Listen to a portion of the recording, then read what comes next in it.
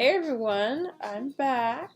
It's Jasmine from New Paradigm Beings, and we're going to be finishing up the segment of why we never hear from the Divine Masculine. This is part 2 to part 1 of the video, which was a follow-up with twin flames and fixation. Okay, so if you have not at least seen part 1 of this video, please refer to Why We Never Hear from the Divine Masculine Part 1, as I will be jumping straight into the rest of our outline. Okay, so here we go. I'm returning with the fatal flaw. Okay, what is the fatal flaw when it comes to whether or not our interactions with other people are a make or break situation? The fatal flaw refers to, or the tragic flaw refers to that landmine between potential, a potential couple or a potential relationship or a potential successful interaction between one or more, two or more people, usually two. To make it simple, we only need two people, and a lot of the times this also refers to our inner dialogue, but I'll get to that later. So you have two people who could potentially work out as a couple, as a business initiative, or anything that can come together and make a third energy, or come together to make a successful project. And just something along the way,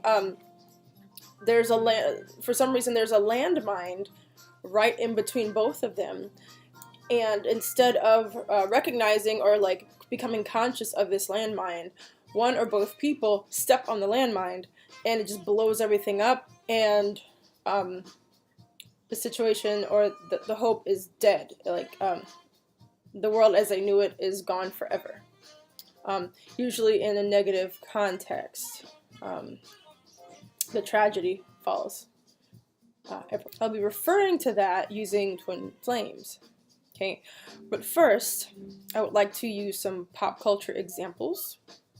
Okay, I don't know if for those of you who have seen Lady Gaga and I think it's Bradley Cooper, their feature A Star Is Born 2018, I believe it was released in October or September. I will not spoil the details for you, but you have two characters, like in any movie, that have an obvious flaw. Okay, and we watch the movie to see how they will overcome their flaw or not.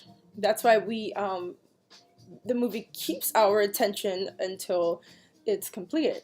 I will use examples from Gaga and Cooper's character. We have Cooper, who is a more mature man.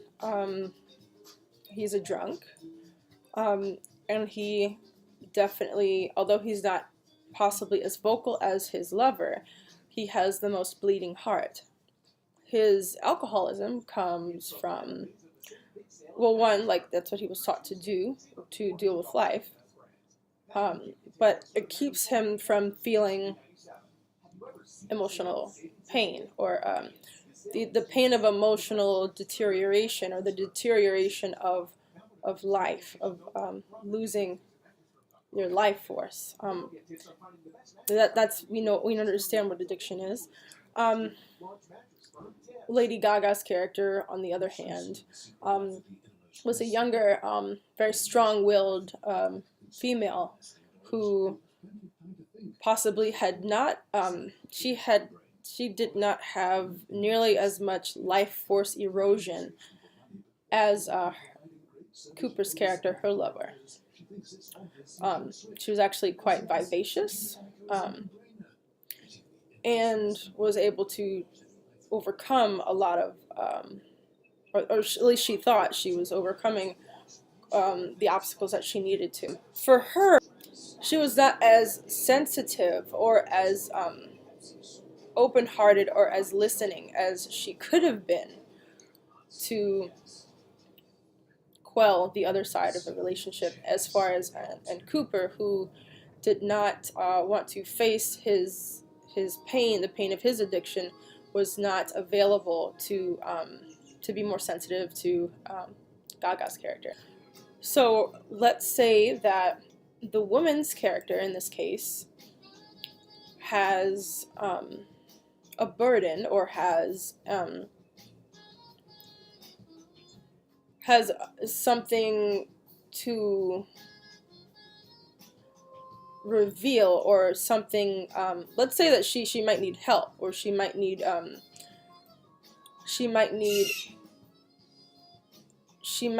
help processing a particular matter from the divine masculine. Maybe she needs a listening ear, or she needs input. She needs a structure. She would like to borrow from the masculine's power of structure. However, something that is said, or something that is expressed to the divine masculine, causes him to be triggered. Instead of being able to come from a centered space and meet the divine feminine where they are, and reveal his truth, he grabs the bottle. Okay? So, okay, he grabs the bottle. That causes him to be emotionally unavailable to his divine feminine. Okay? As far as, and I did say divine because I guess this is all going to stretch into real life, or twin flame talks. The divine feminine, in this case, is more stuck on what's going on with her, what is really touching her, revolving around her, that because she doesn't have the structure she is looking for, she is going to run and find that somewhere else, which causes the spiral of distance between her and the man. And nobody's really able to quell that, because the woman is not being sensitive enough to stop, listen, and take in what is actually going on, or take in the bigger picture, and act from a higher space of understanding. The man, on the other hand, picking up the bottle, is completely shutting off his matters and his ability to actually shift the situation. His ability to actually have a hand or a say in anything, and in their dilemma. So he's shut down his program. She has also shut down her program, or she's overrunning her program. Like, her computer is all hot. And there is just a fatal flaw going on between the two of them that will continue to fester and grow when the man cannot stand to be present, and the woman cannot really stand to be alone, or stand to just be aware enough to open him up and see where he's coming from, and just to understand what he's hiding, or what he can't speak, and what the feminine, like what takes a more feminine and understanding or coaxing approach to the masculine's turmoil. Compassion is what she was lacking there. If he would have held on to his essence, he would have been present for her. If she would have been able to hold on to her essence, she would have been able to put down what was, because she really wants this, she would have been able to put down what was distracting her, and show her interest in the masculine's feelings, and show her interest in um just in him in general, like what's really going on here. Sit down, surrender, and listen, to give him a platform to actually get there if he needed help, to get there with her. In movies, you know, this will either, in the duality sense, this is either going to end one way or it's going to end the other way. One way being favorable, the other way being unfavorable. However, these are movies. They begin and they end. For Twin Flames, this is an eternal matter. So there really is not, although there are bumps in the road on this journey, this is not the end of the world for us. When we notice, or when we don't notice these fatal flaws, it's not the world for us. We can fix this, we can heal it, and yes, we can have a happily ever after. And no, that doesn't mean the Disney version. That just means, like, it's just not the end of the world. Okay. Also, if you're not familiar with The Star is Born, any work by Shakespeare, he's a huge patron of the tragic flaw. I think that's one of the components of literature that we learn in school, and from the old Greek and Roman philosophies of theater. Othello, Juliet, Romeo and Juliet. Othello was, let me see, the tragic flaw with Othello, he had undying loyalty to his bros, or his kingdom, or the structure. Kind of the same reason why why it was so hard to come out about sexual harassment in our culture as women, because there was just this unspoken obedience to the bigger things, to authority, and to the structure of society, the unquestionable hierarchy, so to speak. And as far as Desdemona, her fatal flaw was probably her loyalty to Othello. Well, it's kind of the same thing, isn't it? She stuck around to be eliminated, because he would never come around, and she would never run away. Okay, so, all right, so fatal flaw. All right. So, when it comes to Twin Flames, how do we get out of this? All right, we get out of this by restoring a safe space in the union. Okay, this is the best part. Okay, this is the part we've all been waiting for. How do you restore safe space in the union? How do you start to kind of backtrack all of this mess and clear the space? Okay. Number one, first and foremost, you do that by holding space for yourself, okay? You are the most important soul. In the altruistic sense, okay? Keep that in mind. Don't ever forget this. This is your movie. This is your feature. You are the director, okay?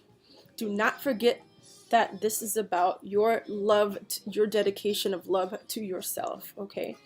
So, holding space for yourself and just stepping back a little bit, of course. Like, kind of step back out of this circus, this mental circus and this media circus that has engulfed something that is so sacred and secret and private, really. Step back from it, you know? It will actually help people eventually when you do come out and speak about your story. It will actually have a non-corporate effect, because I see a lot of corporate effects with how people are taking this information. It's actually affecting them, like like a hostile environment on the job. We need to step back from this domain a little bit and get back into our own shoes.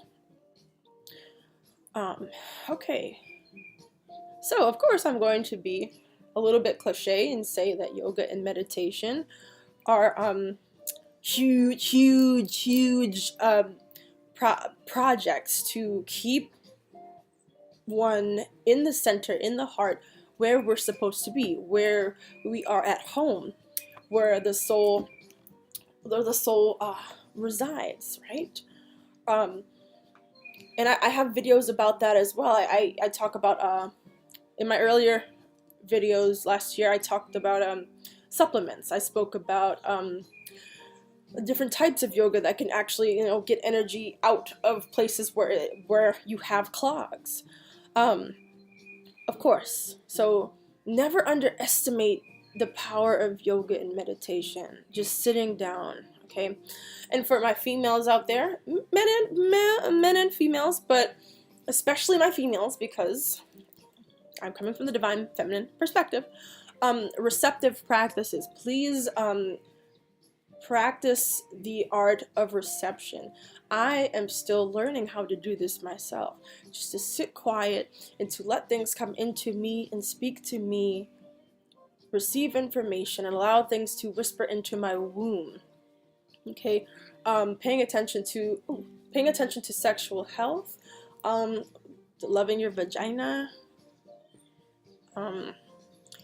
just being like spending time inside your womb. It's like psychically, like it's very healing.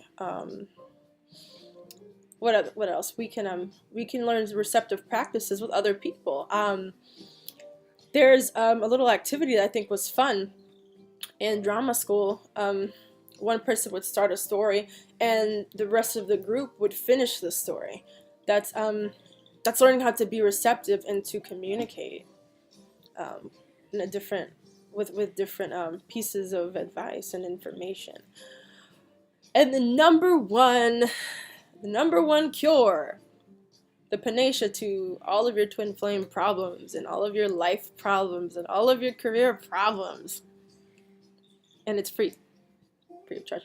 Do your favorite things. Do all of your favorite things. Do the things that have made you since you were a child. The things that make you blow up and spasm on the inside and feel powerful and feel invincible and feel like you have a reason to be born. Because it's not fun feeling the opposite way, That's not the way we're supposed to feel. Do you find your favorite things to do? Like, that's what you are here to do. If it is sitting down and making videos about something that actually makes you feel warm and powerful and loving and clear, that's what you're to do. If you are going to have a spiritual practice in business where you are like, it just makes you wake up at 6 a.m. in the morning and like you study so much that you go to bed at like 12 midnight. That's probably what you are supposed to be doing. If you're meant to travel, go to school, sow your seeds into your art and drive to an art market and find people, connect, put your things on the wall so that the world can breathe again. They can look at what you're doing and they breathe afresh. They breathe anew.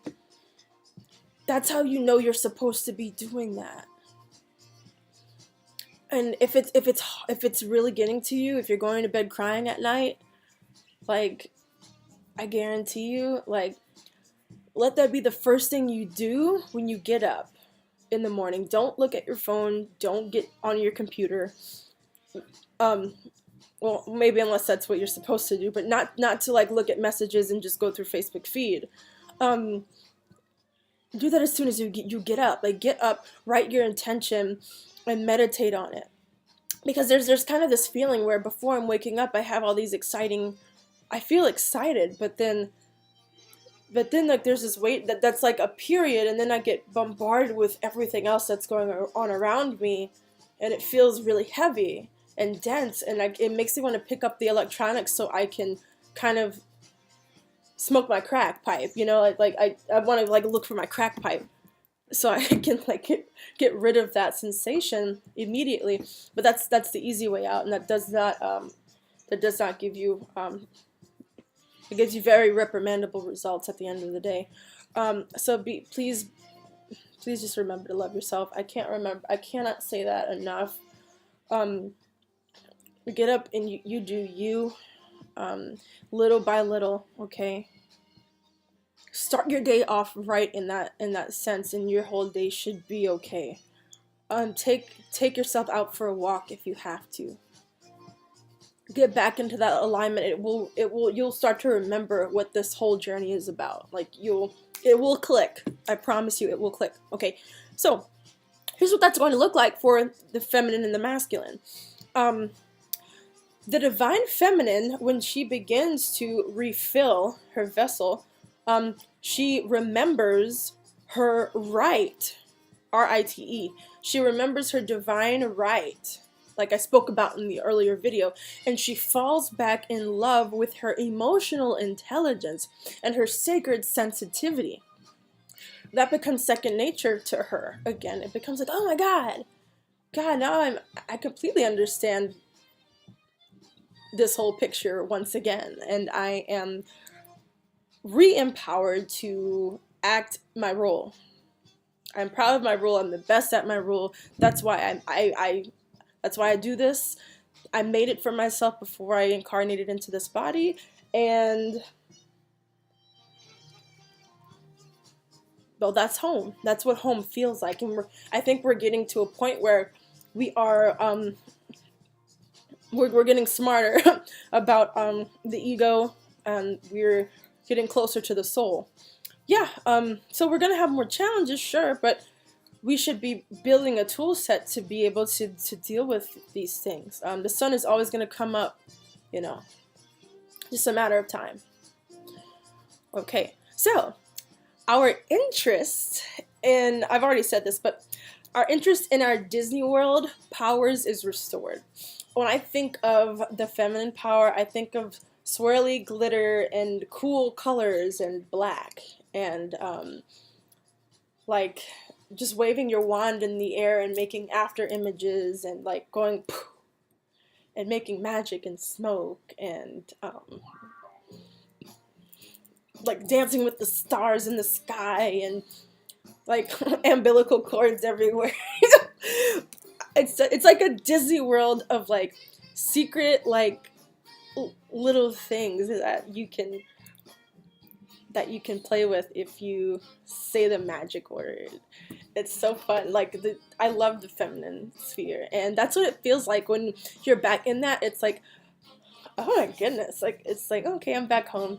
So like, let's say you're the queen in the castle and you're the princess or something.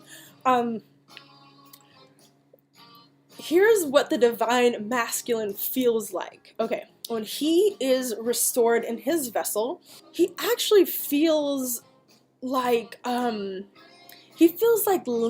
He's brave and masculine enough to feel like Link from the Legend of Zelda. Someone who can like hold up their shield and their sword and be like, rah, and like go through the forest and cut the grass and get the money and slay the demons and like talk to the people and meet the challenges and slay the dragons and feel like fulfilled, like they're leveling up, and they're like getting somewhere. And like for masculines who are probably listening to this, I hope that you can understand in my words how I see and I understand the masculine. And let me tell you, as a feminine, I played the Legend of Zelda, and it was like the coolest thing. And like I was like, wow, this is like, it just came to my mind when I talked about these essences. I was like, yeah, okay, so we're kind of in Disneyland as the women, and men have more of this like Legend of Zelda like zigzag map, like a more computerized linear path that's going upward for a destiny. And it's like, that's so cool. Like I really love this fairy tale of the real world, you know. consequently, the masculine actually regains his courage to confront his pain and go out there and just stand with his chest open, ready to dance with death. He reestablishes his relationship with the Creator. Finally. So he regains his courage to confront his pain and reestablishes his relationship with the Creator. Okay, he's one with God. He's man with God. He's man God. He's no longer cursing or refraining from the Creator or self-loathing. God is no longer someone that punishes and harms. There's no more of that. He can walk into the sun and look at the sun and not be blinded. Very interesting, right? So, as you begin to really sense these concepts become pretty obvious and pretty easy to articulate. When the divine feminine when we're in our wounds, we feel like we are weak, inferior, or like we're some type of uneventful counterpart to this union. And that's not true.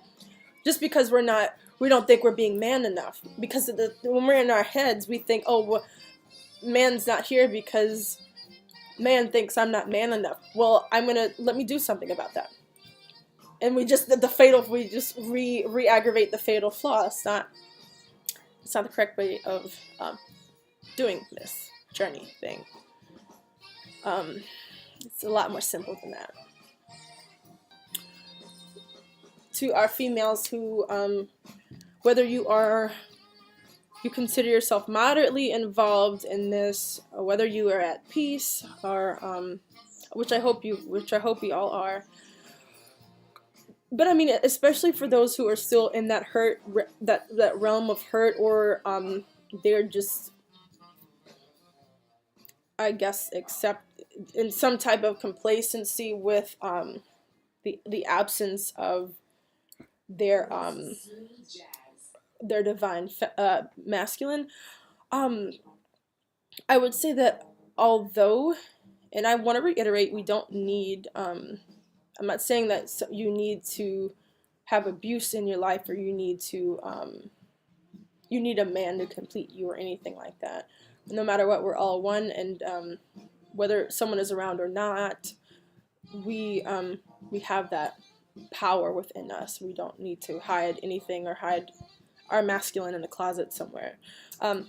Although it hurts to be ignored, I put that in quotes, although it hurts to be ignored, it also hurts just as much to be judged. We think we're being ignored, but I mean, we actually have casted quite a lot of judgment on our man, and that hurts just as much to be judged. So I would say to have compassion for why the divine masculine may feel the need to distance himself for now. As I've said before with the Flaw fatale, when we get into the illusions of what we think is going on with the divine masculine, or what we want, the reality that we're trying to sell to ourselves and to them, that's reaffirming the ego. That's all it's doing. Illusions are reaffirmed through the ego.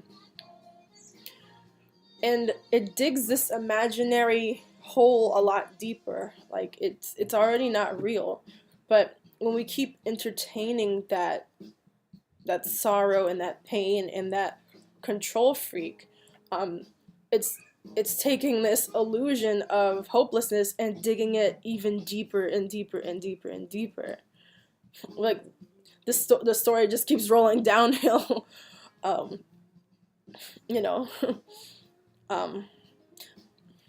Solution, obviously, like I've already said, one or both parties must rise above the fog to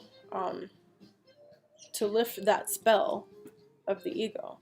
One or both of us must rise above that fog, realize the landmine, and be like, whoa, I'm actually not going to go there. And they're your mirror, so guess what's going to happen? Y'all both dance in tandem. Excuse me. No matter how deep you think you're in this mess, or how all the bad things that were said, all the bad things that were done, or we've blocked each other on social media, or we've spread rumors about our twin to our friends or to their friends, or vice versa. It just doesn't matter. It takes one thing, one inkling, one moment to get right back to center. Okay.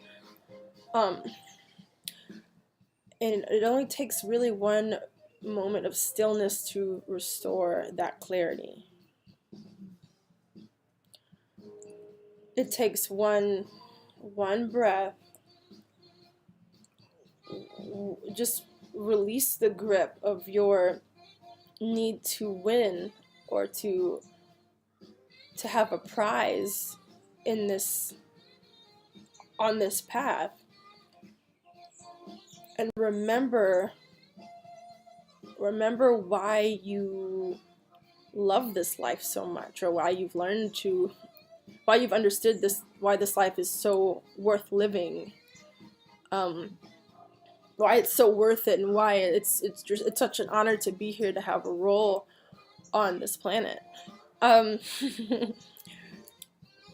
Remember that feeling of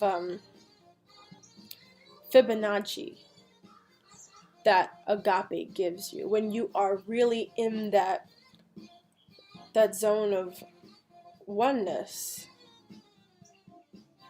Like when you really take a step back and like realize, God, I remember this is hard, but I remember what love feels like.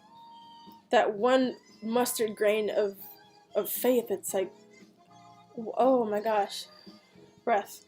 That's all that really matters. You know what? I love this person. He has so much to teach me. And you, like what we do with everything, with our parents, with animals, with nature, like, wow, there's so much more. I can only give so much, but there's so much more to receive. And wow, I can actually, I feel so filled now. I can get up and contribute, and when you're in that meaningful space of contribution, of like, oh my God, my work actually matters, and look what it can actually do for us. That's when, like, that's when see no evil, hear no evil, speak no evil actually becomes real. Actually, it is. And you're there again, you're back on track, and so are they. It's you're back in infinity. Temporality has really dissolved, because there's no slave master. Excuse me. And that's agape. That agape love is what returns that the Fibonacci walk of life, where it's the Garden of Eden. Okay, so we're returning to the Garden of Eden in that sense. The Lover's card versus the Devil card in the original tarot deck. I want to also give a piece of advice to everyone out there. I have revisited old psychic readings for fresh understanding, given my newly found revelations. I find that I'm able to I'm able to perceive and receive the advice that was given to me through psychic readings from trusted friends. A lot better than I was before, where and it took work, because like there's so much information there. Sometimes you just don't know how to take it. But there were, when we're blocked, we only want to hear certain things, and we want to translate things with a bias. But after you've gone through more layers of healing, it's always good to revisit old readings for that new epiphany, because you're ready. Your brain is more is upgraded. You're rewired a lot better, and I think it will help you a lot on your journey to go right back to your old recordings, your old readings, and see how that helps. Okay, so I've covered a lot. This video, this section is over with. Yeah, you guys. Oh well, I'm not gonna worry about if I've skipped anything or not. I think what's come out has come out, and I will. If there's anything else I would like to share with you, I will put that in the next video. Okay, so until next week, I'll see you guys. I really hope you are satisfied with the wrap up of this video. And I really encourage you to, you know, you're allowed to voice your ideas. You're allowed to voice however you feel. Especially my divine masculines, the floor is open for you to share your voice. I really hope you guys have a wonderful, wonderful week. I really enjoyed seeing you again. And I will see you next week, everyone. Bye-bye.